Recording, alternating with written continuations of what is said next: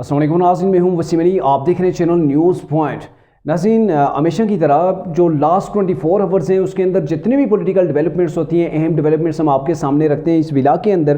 तो आज भी कुछ हमारे पास अहम डेवलपमेंट्स हैं जो आपके साथ शेयर करेंगे। एक तो यह है कि इमरान खान तनहा हो गए हैं, कप्तान अपनी विकेटें बचाने के अंदर जो है वो नाकाम नज़र आते हैं।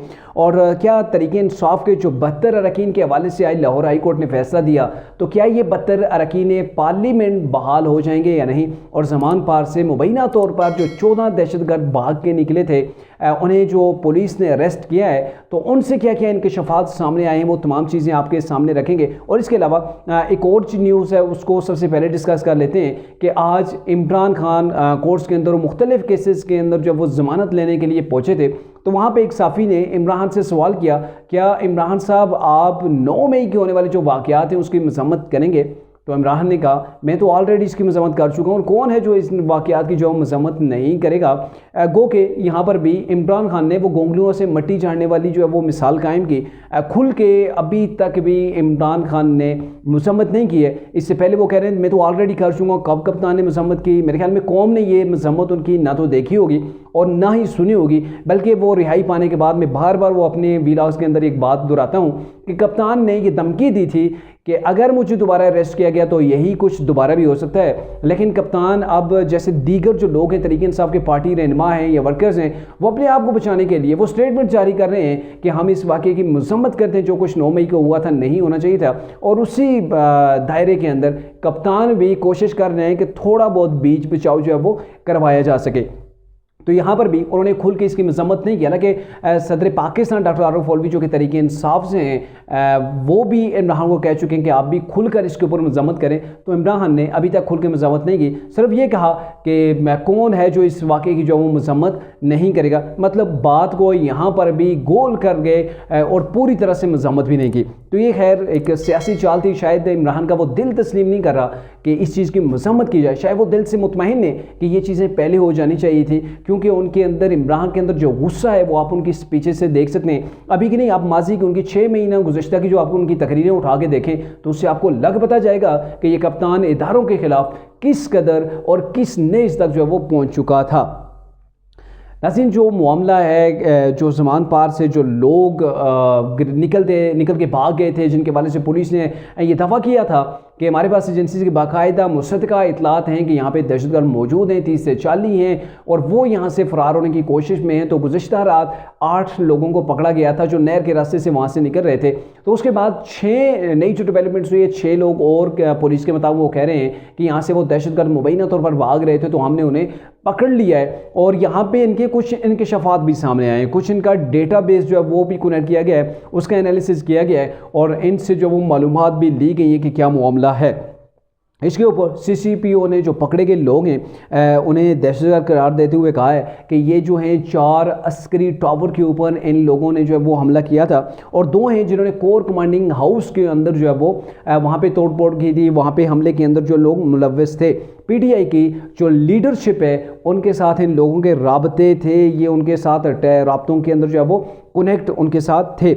यहाँ पे कुछ नाम भी उन्होंने शेयर किए हैं। पहले 8 के तो नाम शायद मेरी नज़र से निकल गए होंगे, लेकिन बाद के जो नाम है वो उन्होंने शेयर किए हैं, जिसके अंदर उन्होंने बताया बख्त आलम शांगला से, जो कि KPK के अंदर है, वहाँ से इनका तल्लक है। और दूसरे हैं जी अजीज़ गनी, ये हैं जी स्वात से इनका तल्लक है। और तीसरे हैं जी मुमताज़ मर्दान से, जो कि खैबर पख्तूनख्वा की जो तहरीक इंसाफ की क़यादत है उनसे राब्ते के अंदर थे। जबकि एजाज़ और अब्दुल गफूर और ज़ोहिब एजाज़ चौधरी जो कि तहरीक इंसाफ के रहनुमा हैं, इनके साथ राब्ते के अंदर थे। तो ये लोग जो पकड़े गए, इनका राब्ता भी तहरीक इंसाफ के लोगों के साथ जो है वो बताया जा रहा है। इसके अलावा तकरीबन 628 कॉल जो है वो ट्रेस की गई हैं, जिनका डेटा जमा किया गया है, जिनसे ये पता लगता है कि ये जो वर्कर्स थे जिनको उकसाया गया था, 9 मई का जो वाक़या हुआ है वहाँ पर लोगों ने राब्ता किया तहरीक इंसाफ से, और वो डेटा जिसके अंदर तोड़ फोड़ इन चीज़ों का जो वो चीज़ शामिल है। तो ये पंजाब की जो निगरान गवर्नमेंट है उन्होंने इस चीज़ को जो है वो डेटा कलेक्ट करके उसके हवाले से ये न्यूज़ ब्रेक की है।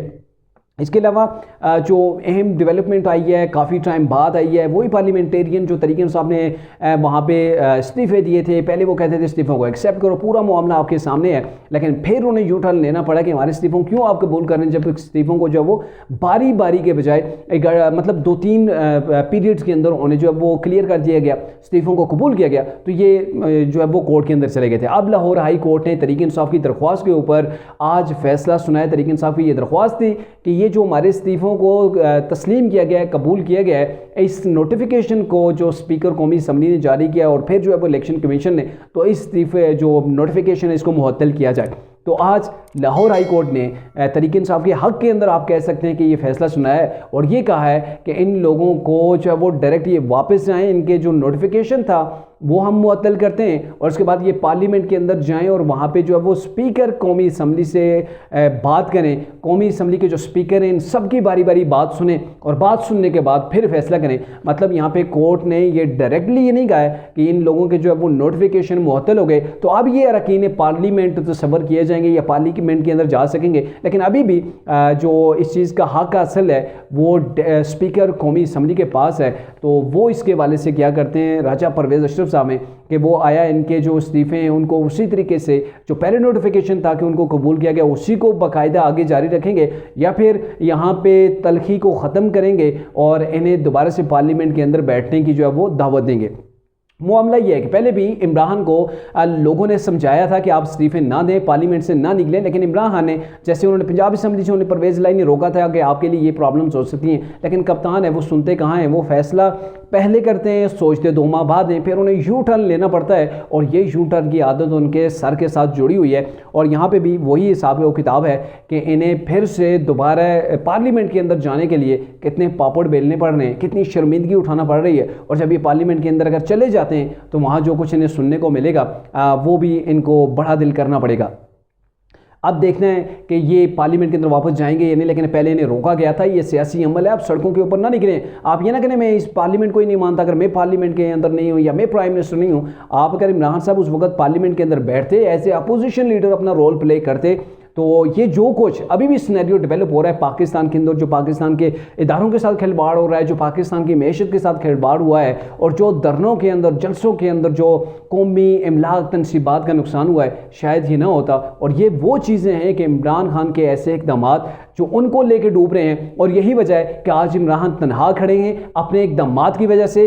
पार्टी के अंदर से वो उन लोगों की उंगलियों के ऊपर आप कह सकते हैं नाच रहे हैं जो इमरान के जो है वो सगे नहीं हैं। कहने का मतलब ये है कि आज तरीके इंसाफ के लोग रोज़ाना की बुनियाद के ऊपर इस्तीफ़ों पे इस्तीफ़े दिए जा रहे हैं, और आज भी KPK से तरीके इंसाफ को एक बहुत बड़ा झटका लगा है, जिसके अंदर साबिक वज़ीर रहे हैं, वज़ीर इकबाल, उन्होंने इस्तीफ़ा दिया है और उन्होंने ये कहा है कि ऐसी पार्टी के अंदर मैं नहीं रह सकता, मुझे मेरा ज़मीर गवारा नहीं करता कि ऐसी पार्टी जो पाकिस्तान के अपने सबसे बड़े सिक्योरिटी इदारा है उसके साथ मुतसादम है और मैं उस पार्टी के अंदर हूँ। ऐसा हो नहीं सकता। मैं यहाँ पे आज तरीके इंसाफ से जो है वो दस्तबरदार होता हूँ, यहाँ पे मैं अपना इस्तीफ़ा देता हूँ। तो वो भी थे। इसके अलावा जो दूसरा इस्तीफ़ा आया है वो कोयटा से आया है, अमीन खिलजी हैं जी, मुबीन खिलजी हैं, उन्होंने भी अपना इस्तीफ़ा दे दिया। उन्होंने भी यही कुछ तासुरात का इज़हार किया है कि 9 मई को जो कुछ भी हुआ वो काबिल कबूल नहीं है। ऐसे पॉलिटिकल पार्टी ये काम नहीं होते। हम कुछ और सोच के पार्टी के अंदर आए थे, लेकिन यहाँ पे कुछ और हो रहा है। और इसके अलावा कराची से एक इस्तीफ़ा है जे प्रकाश, जो कि साबिक तरीके इंसाफ के MNA रहे, उन्होंने भी पार्टी की रुकनीत से